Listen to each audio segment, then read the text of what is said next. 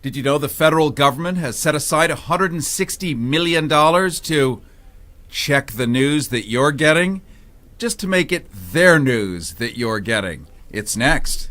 I've spent a decade taking a bite out of conspiracy theories, unraveling urban legends, and grappling with worldwide top-secret issues. I've even racked up some of their awards. All while ferreting out the bottom line.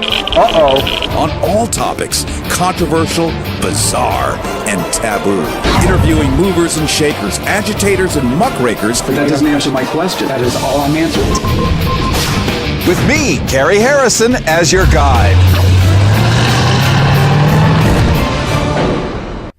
Harrison with you, live streaming and live FM broadcasting up and down the west coast of California, east coast of the United States, and here and there on various affiliates. Did you know that the federal government has created, let's just call it an Orwellian orgasm? It has finally happened in the Aldous Huxley beauty that it could only be if you combine Secretary of Defense, Director of National Intelligence, and other federal agencies to create a global engagement center. And we're not talking about gay marriage here. Nope. We're talking about leading, synchronizing, coordinating efforts of the federal government to recognize, understand, expose, and counter foreign, state, and non-state propaganda and disinformation efforts aimed at undermining United States and national security interests, whatever that could mean. It's an alert, a call to action here, and I want to introduce to you Rick Sterling. He's a retired electronics engineer who worked, now it does sound like a dating game, doesn't it? Retired electronics engineer who worked 25 years in the space science and electronics industry, now works as an investigative journalist. He has done research and writing related to the corporatization of public education and writing related to the corporatization of the war of aggression against Syria, other topics. He grew up in Vancouver, now lives in San Francisco, currently active with the Mount Diablo Peace and Justice Center, Task Force on the Americas and Syria Solidarity Movement. And Rick, I want to welcome you to Go Harrison. Yeah, great to be here. And we're talking now for real about finally getting all the government's arms and legs, hair and teeth, pudenda, to interrelate, to coordinate, to figure out what their version of propaganda is, or perhaps to declare real news as propaganda if it doesn't fit the new government's narrative.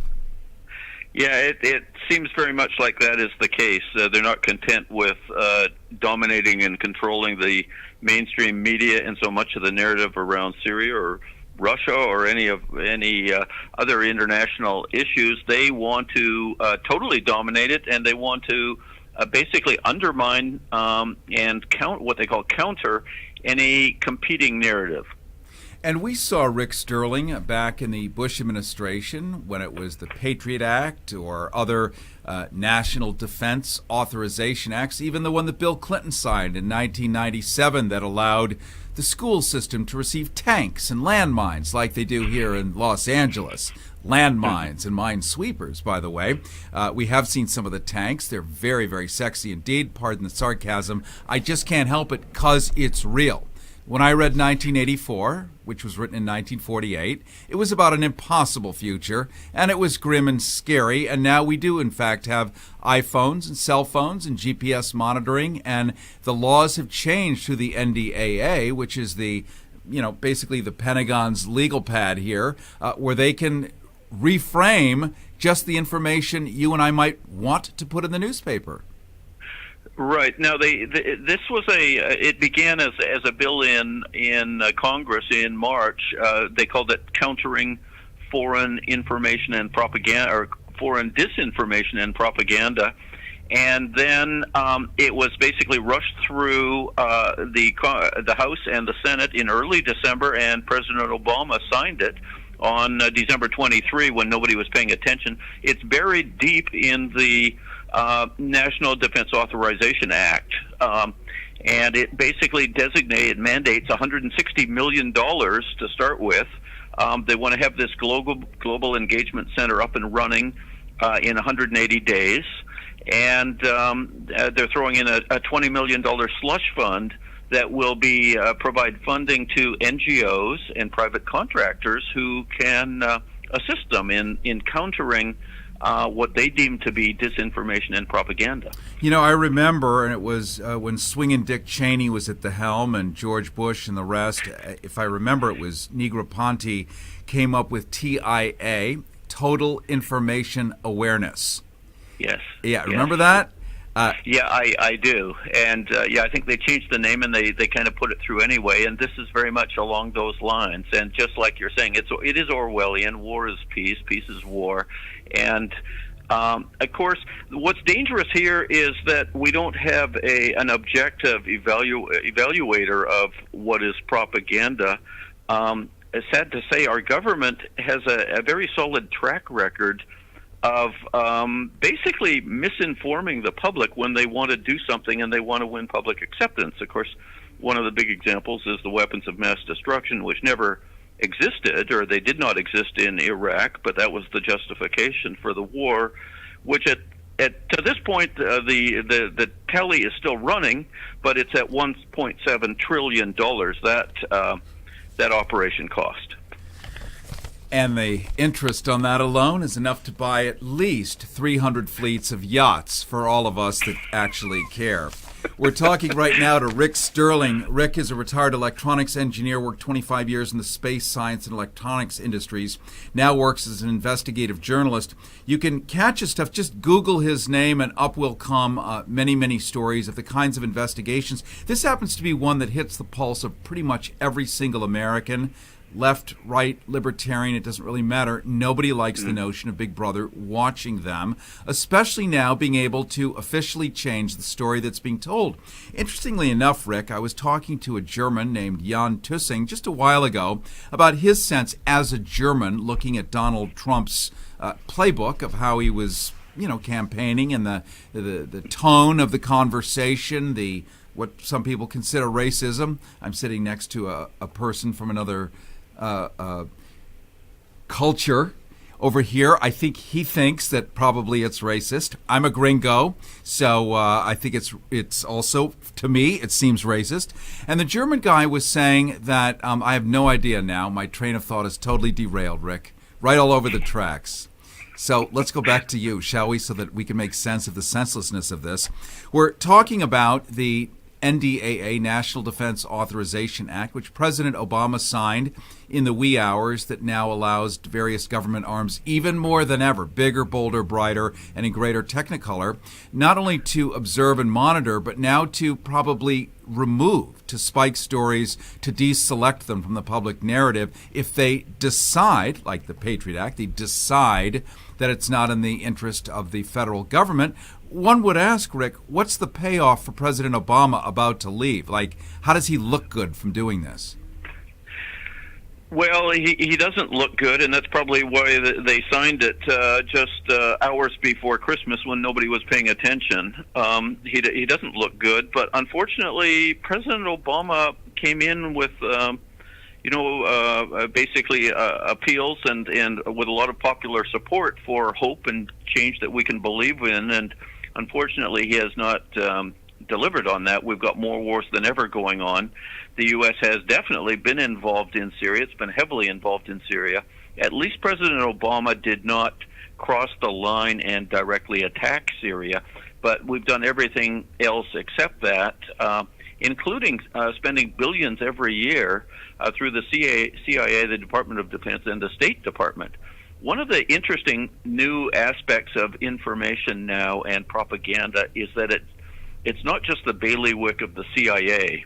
Of course, there were courageous Americans like John Stockwell and Philip Agee that blew the whistle on what was really going on in the CIA. But in the last decade, a lot of disinformation and lies and false stories have been promoted through agents of the State Department. They hire what they call civil society groups. They hire what they call independent journalists and quote-unquote activists. And these are the sources of basically false stories, which the media then projects around the world. And that has been especially seen in Syria, where so many of the stories that make the front pages of major newspapers are actually coming from quote-unquote activists who in some cases they're actually the rebels or the terrorists themselves.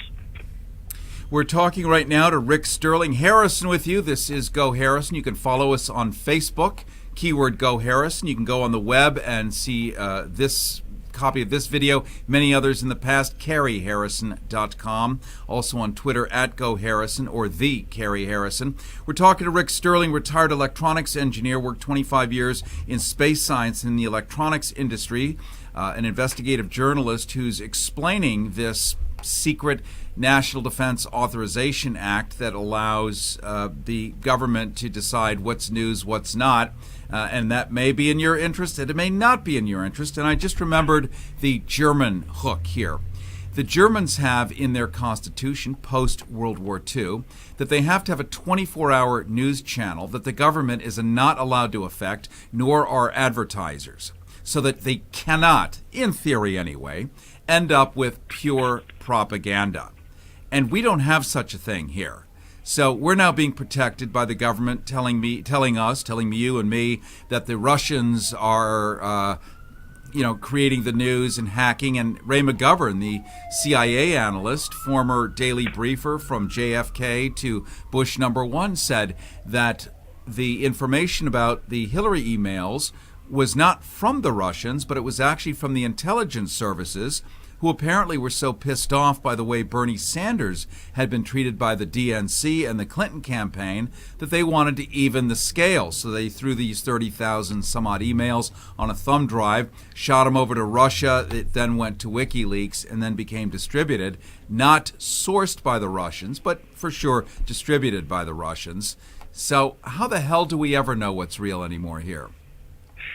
Right, and that's where the public interest really, the public needs to hear, they need to hear competing narratives, and they need to hear facts and evidence that support accusations.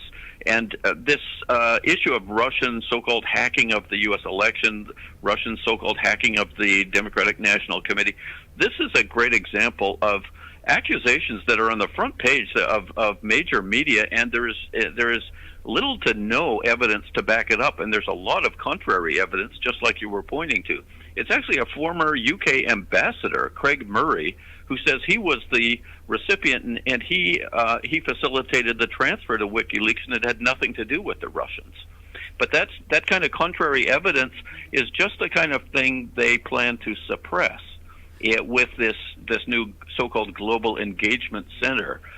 They want to stop people such as yourself, journalists such as yourself and myself, and Ray McGovern and Consortium News from challenging them and asking hard questions and bringing contrary evidence.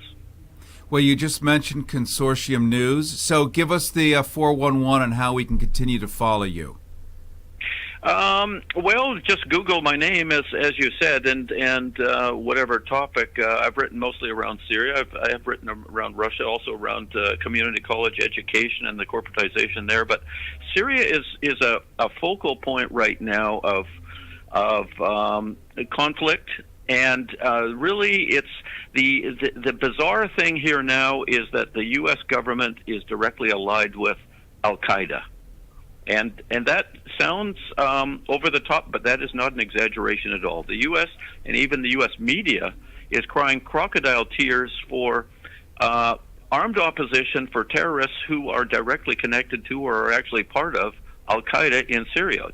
So about al-Nusra. We're out of time here. However, we can't stop right this second because it's very important. So the U.S. government is aligned with Al Qaeda. What's the payoff? Basically, there's a complex reasons. It's geopolitical. It's geostrategic. Hillary Clinton issued demands to Bashar al-Assad in 2010, and Assad said, "Well, we're an independent government. We make our own policy," and it kind of went from there. But the key thing is that. The key thing is to support international law. I mean, we're wasting a ton of money here as U.S. taxpayers, overthrowing governments in countries left and right, resulting in the death, mayhem, and destruction. Look at Libya. When was the last time you heard Hillary Clinton or Barack Obama apologize for the overthrow of the government there, which is now in complete chaos? They used to have the highest standard of living in northern Africa. and Well, now it's a mess. Yes. And they apparently